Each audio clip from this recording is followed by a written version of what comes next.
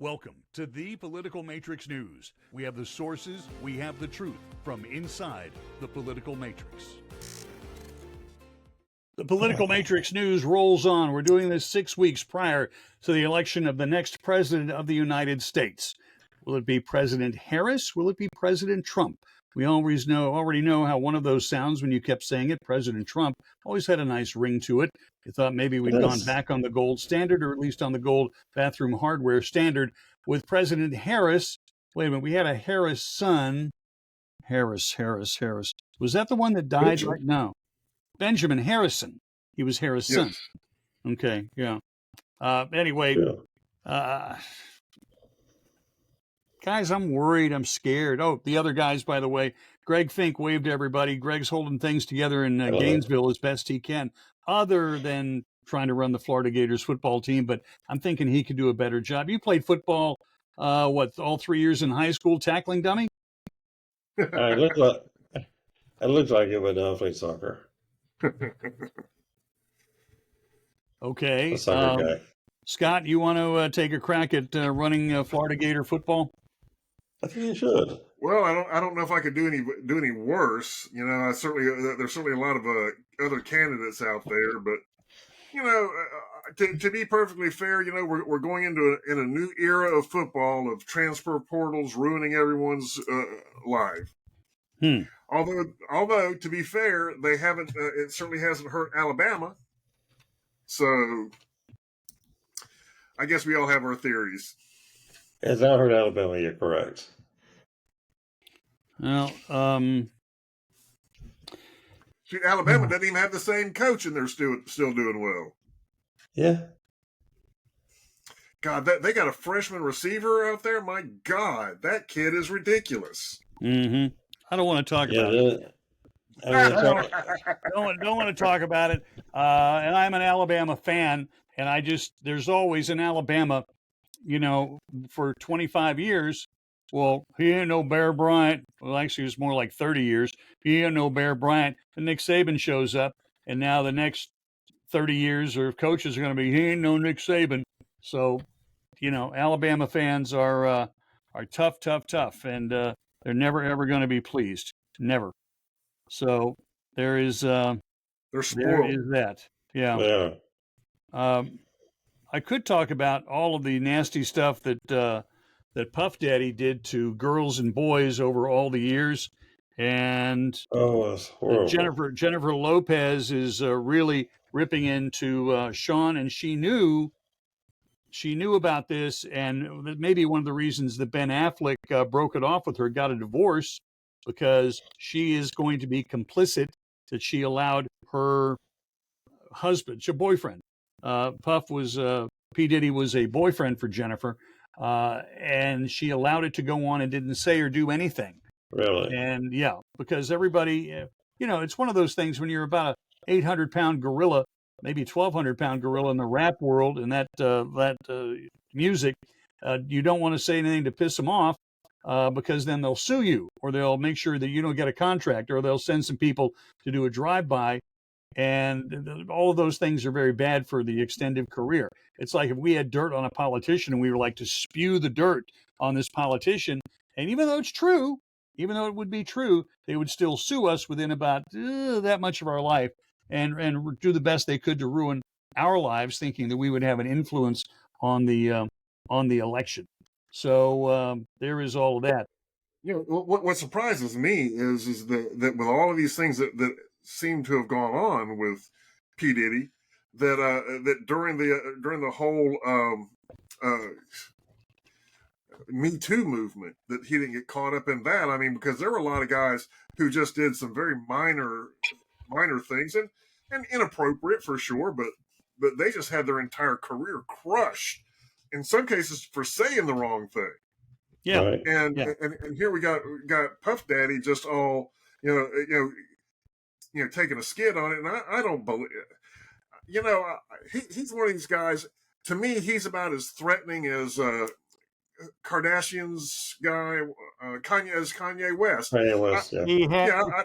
He has Kardashians on tape doing the nasty with somebody. He has as much or more video on people at his parties that Jeff Epstein had. So keep that in mind.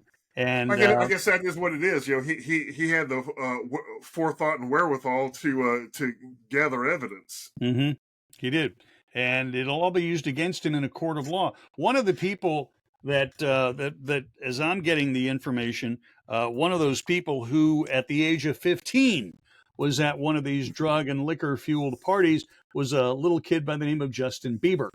And the inside word is that he was on the receiving end of the gratification, and that's the fact that honestly he's a victim. That Justin Bieber is a victim. Exactly. Yeah. Yeah. Oh yeah, but good luck getting him to own up to it. He'll figure out whatever he can to erode the veracity of that evidence, because I mean it is not good for his marketing. No, It's just and very sad. yeah, it is I very, mean, very sad, and you just these entertainers are just destroying people. yeah. Honestly, I think that if they would just go ahead and dump all the information, just go ahead and throw it all out there, then then there'd be a day of reckoning. But I think all this stuff would eventually balance out, and we'd be done with it. And people would be so terrified to ask an actress on a date. They wouldn't. They just put a stop to that crap. There wouldn't no one be getting lucky except for the dang electricians and key grips, and Right now, gaffers and grips. and this, I mean, I guess P Diddy did a lot of this in Florida as well, correct? Well, Miami, New York, Los Angeles, Right. and I think there's another house somewhere, but it happened everywhere, and there were cameras in all of the rooms, and all of the parties are rolled, and will the stuff go public? Depends. How soon? What's the over under on P Diddy getting Epstein? There's the real question. How long does he have in a correctional institution on a suicide watch? I don't Anybody? know. Anybody? Come on, come on. Don't be shy. I'd probably say 70-30. Well, 70-30 Epstein's. Okay. I think it entirely revolves around who is the who's on the tapes. That's true. Because if all of his Uh, tapes are about entertainment people, and he doesn't have a lot of politicians looped into it, then they're going to do a data dump at some point, and right. just burn everybody. The only reason they don't do data dumps for politicians like Matt Gaetz is because other politicians are involved with Matt Gaetz, allegedly. Well, I don't want to say anything allegedly about Matt Gaetz because, He does have frankly, a we bar don't. complaint. Well, he does have a new bar complaint, and I'm hearing rumblings in our little back channel things. One of the nice things about being in politics for 30 years is a lot of people, and we get a lot of back channel information from this stuff, and Right. there are things coming up down the road. I mean, he's a pretty slick cat, so maybe he'll be able to dodge it, but it's going to be some pretty acrobatic backflips to keep these things out of the media in a way that's not just the accusation going to be damaging. Because Right. I mean, after a while, people do get they'll be dismissive,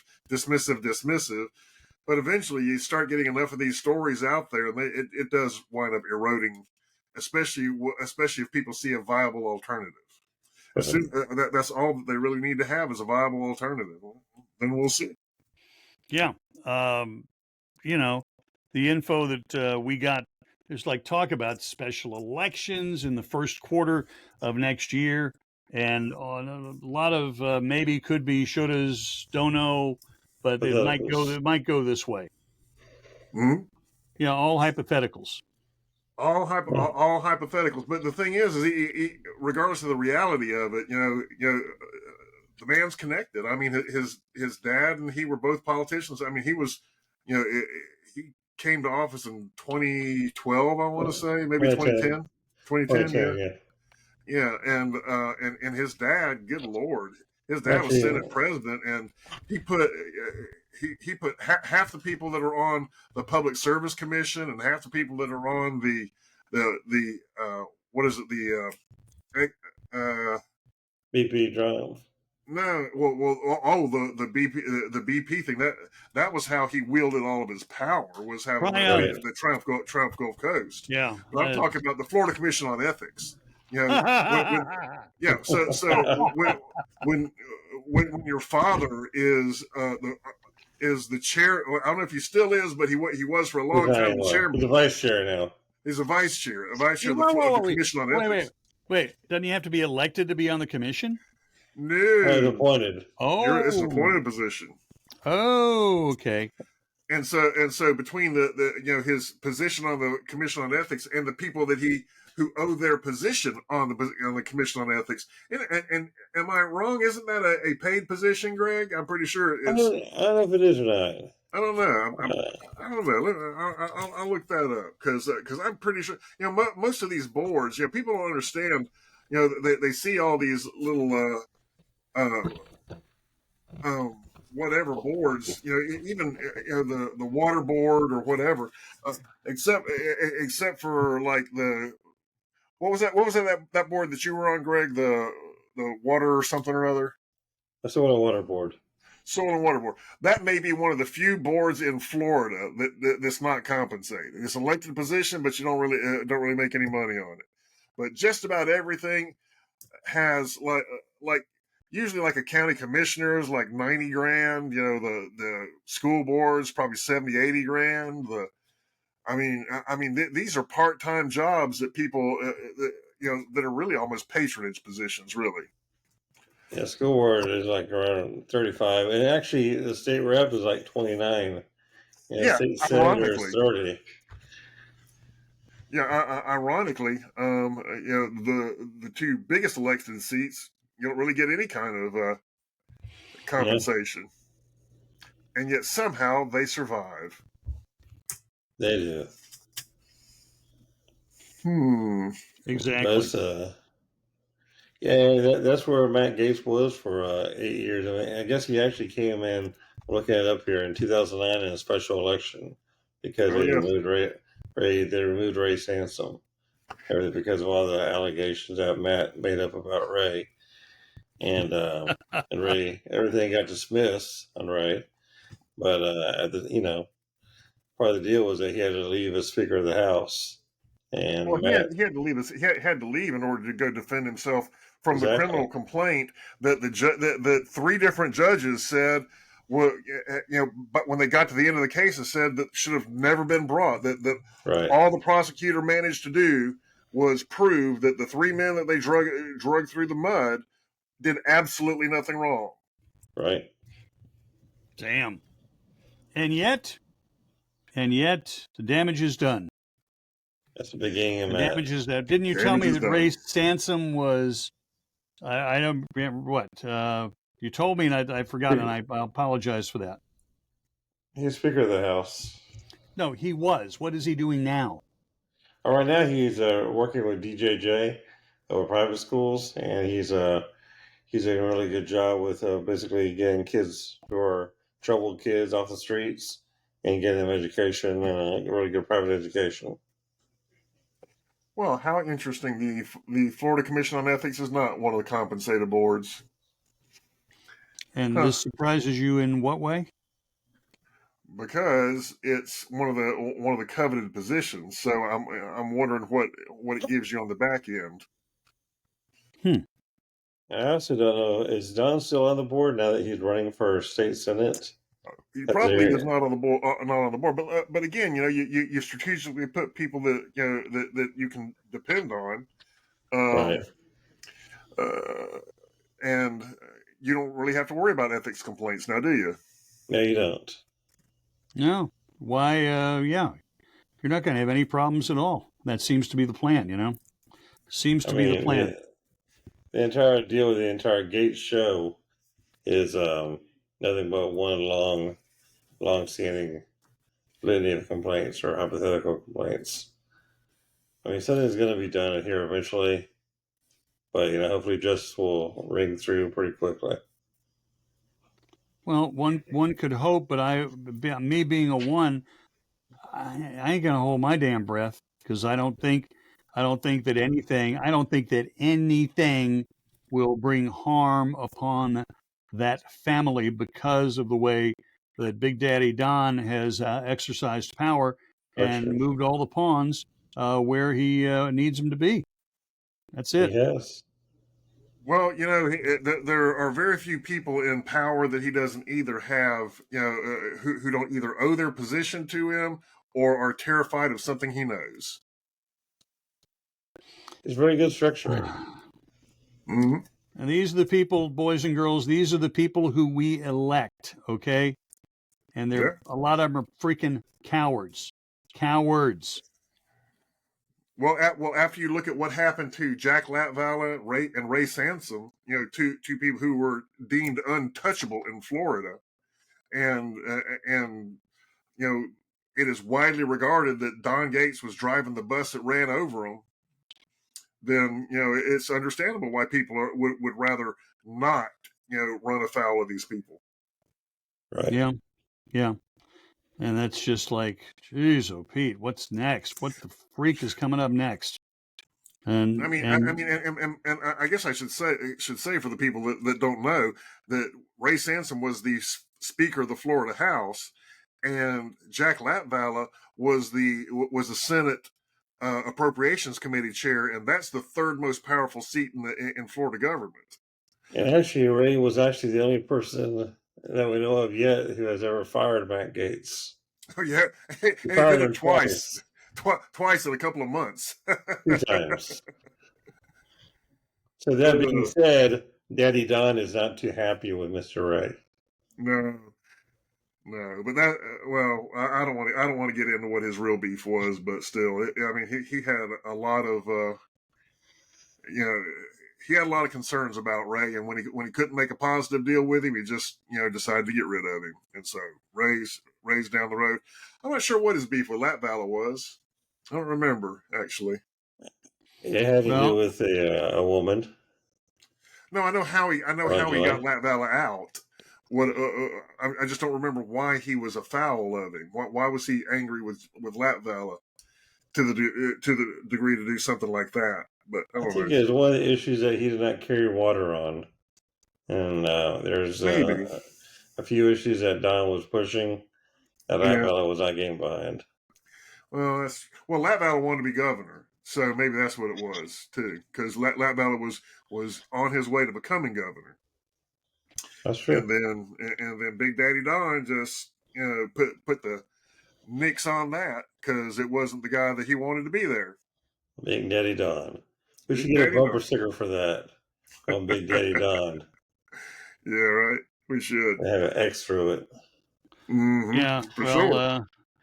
yeah, I don't want to get sued over stuff like that, so probably Yeah, on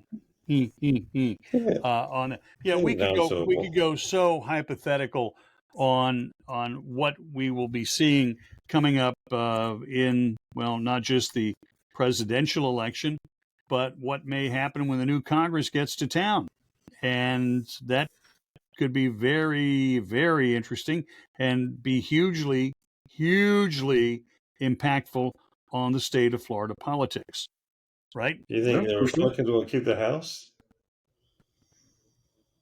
Do you think the Uh, Republicans are going to keep the House? yeah, I don't see a problem there. I, Do you see a problem? no, I No. think we'll keep the House and get the Senate, which will be, Right.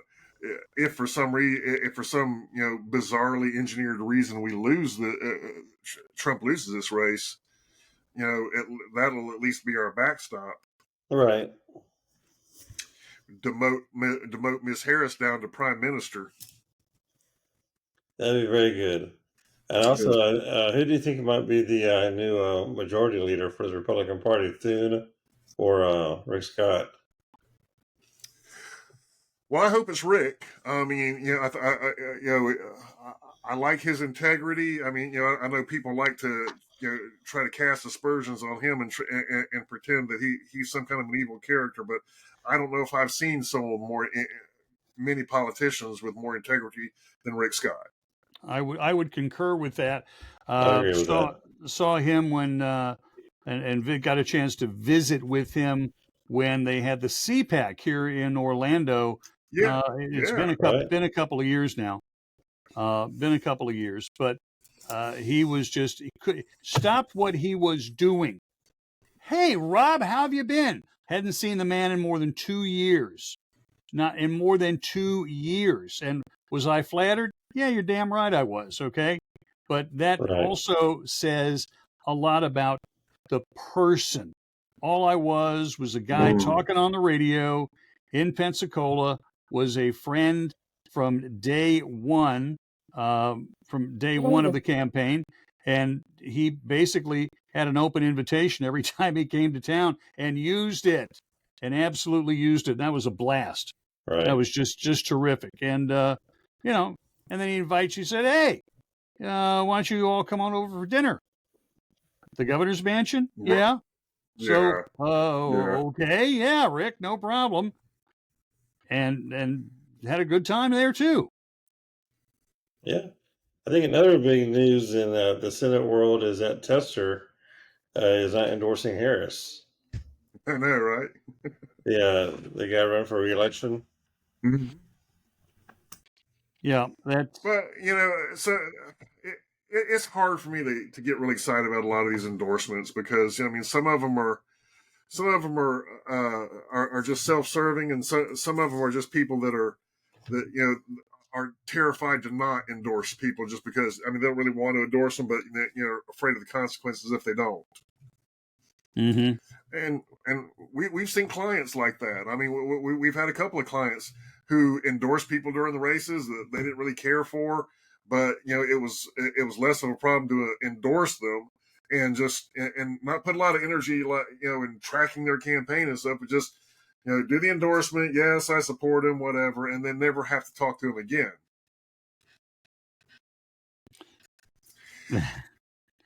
Yeah. Well, that's the nature of politics. Yeah, absolutely. All right. So this is the Political Matrix News. We would appreciate a like, a share, and most importantly, that you subscribe. And once you're subscribed, that's good, but you can click on like for every one of these newscast, podcast, discussion cast. We've got to come up with a cooler word than that.